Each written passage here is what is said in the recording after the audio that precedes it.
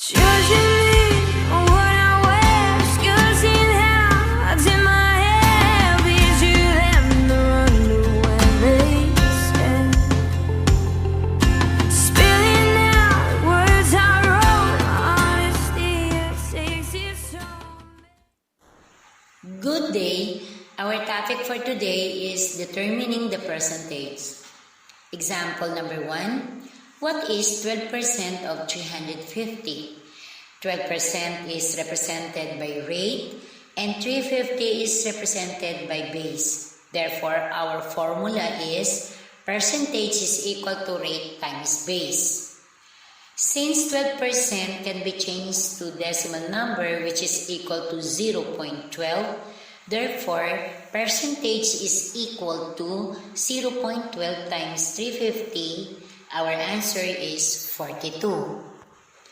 Our number 2 example is the 11J class is composed of 40 students. Of this, 47.5% are male. How many female students are in the class? Let's look for the given.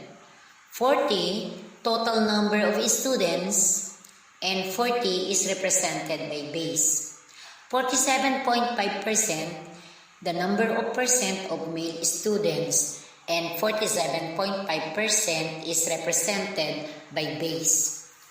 Our unknown is number of female students in the class of 11J.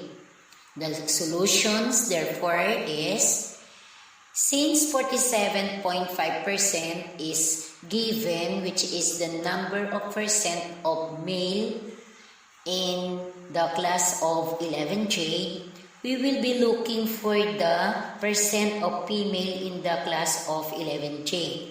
The female, therefore, the percent will be 52.5%. How do we get 52.5%? We get it by subtracting 100% to 47.5. Will be equal to 52.5% of female in a class.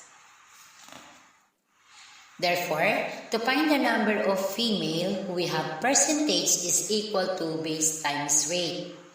Then the solution will be percentage is equal to 40 times the percentage of female student in the class of 11J. Then 40 times 0.525. Our answer is 21, the number of female students in the class of 11J. That's all. Goodbye. See you next time.